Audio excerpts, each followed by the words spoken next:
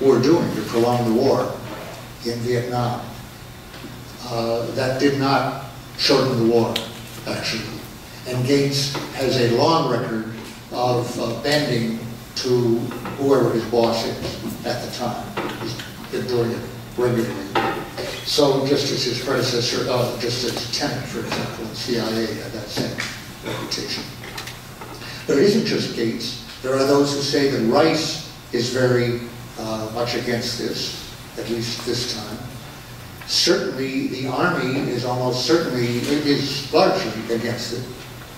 The Air Force, much less so, because they would have the glory of the attack, and they're said to have some anxiousness to carry that out, and possibly even the Navy, which hasn't had as big a role in Iraq.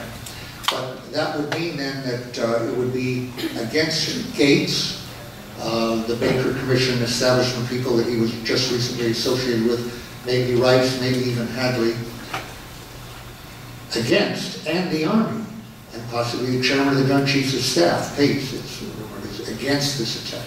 That would seem to be enough. But it isn't, because they're facing Bush and Cheney, and as somebody put it to me the other day, they have the votes. Now, their interest in doing this, however it can be laid out, and I very much agree with what we've heard from Larry, my friend Larry, I don't have to repeat what he said, about their motives for doing it, but whatever motives you can find in terms of oil and world hegemony and domestic reasons or anything that you can line up, it still comes down as crazy. Unfortunately, that does not make it, in my opinion, highly unlikely. The desire to do this undoubtedly, or it seems to, and it would almost have to, rely on several delusions. For example, apparently still a delusion despite the experience in Iraq, that what they hoped for in Iraq, namely a regime change that would be favorable to the United States and even to Israel, is still possible in Iran. That an air attack would actually destabilize the regime in a way that would ultimately be favorable to the U.S. Now, this is close to insanity in terms of its relation to reality. Is it possible that they believe this? There is testimony from inside, if you've seen the Hirsch articles and by Scott Ritter and by a number of others, that yes, they do manage, Bush and Cheney do manage to believe that. And that it would be favorable to the U.S. in various other ways. They were, of course, not less delusional in Iraq, so we have the same people doing this. And you could say, well, haven't they learned from Iraq? And the answer would seem to be no. So we're in great danger here at this point. I don't have to go into why, how this would be disastrous. Larry has pointed this out a number of ways, and it's probably obvious to most of the people here. I come back to the possibility of affecting this. I'm sure there'll be discussion of this more. There is some attention, a good deal of attention, actually much more than, let's say, 6 months or a year ago, to the dangers here, which were first really suggested by Philip Giraldi, talking about planning being done for an attack on Iran, possibly using nuclear weapons, 2 years ago. And for the last year, a series of articles, 4 of them now by Cy Hirsch, close friend of mine, which on the whole got not very much attention for a long time, for reasons not clear to me, but they are getting a good deal of attention now. And there are movement people see on the web, the Out of Iran. Wesley Clark seems to be pushing this very much, and there's a petition going on with him. And if you look at afterdowningstreet.org, there's a lot of reference to various actions against Iran. Move On and PS, Physicians for Social Responsibility, have both sponsored ads against this. So there is some activity going on.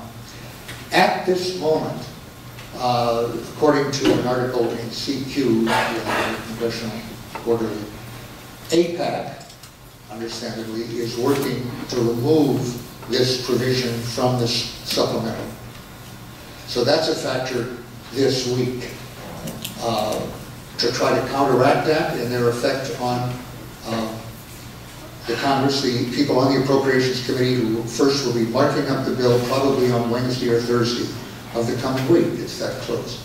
And then there will be, hopefully, some amendments offered and allowed in Congress in the subsequent week before the thing is voted on.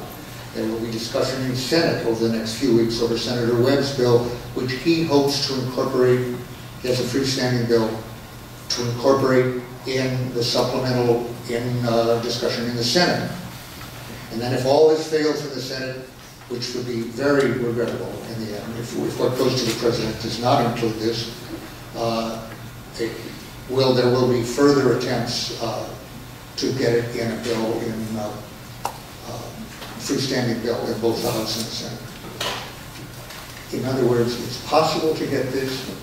It's not guaranteed at all. I'm favorably surprised, which is unusual, that to wake up Friday morning and discover that it, after all, was in this bill already. I thought a lot more work would be needed to get it in.